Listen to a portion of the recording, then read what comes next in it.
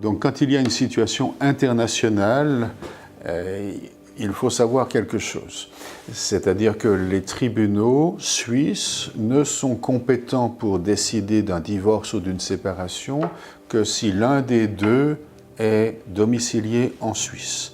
Si aucun des deux n'est domicilié en Suisse, juge suisse pas compétent, peu importe la nationalité, peu importe le lieu de mariage, ce qui compte, c'est qu'il y en ait au moins un des deux qui est domicilié en Suisse. Première chose, application du droit suisse, bien sûr.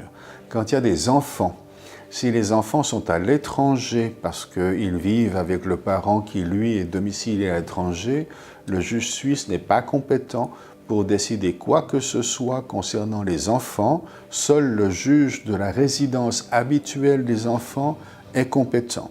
Donc il est préférable de s'adresser directement à ce juge-là, français, allemand ou autre, plutôt que de faire un petit bout en Suisse où il y aurait juste le divorce, mais rien pour les enfants, et puis ensuite d'aller dans la juridiction du juge où sont domiciliés les enfants pour dire quel est le régime de pension, de garde, etc. Donc autant faire tout devant la juridiction de la résidence habituelle des enfants.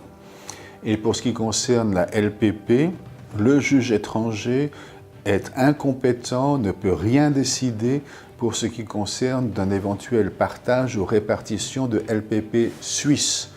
Donc même si vous êtes français domicilié en France et vous et l'autre, et que vous faites votre divorce en France, le juge français ne peut rien dire sur la LPP suisse. S'il dit quelque chose, ce ne sera pas exécuté.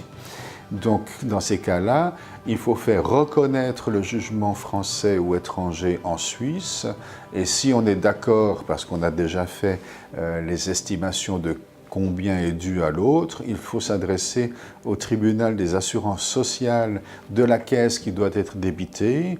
On envoie simplement une lettre et on a bien expliqué les choses sur le site.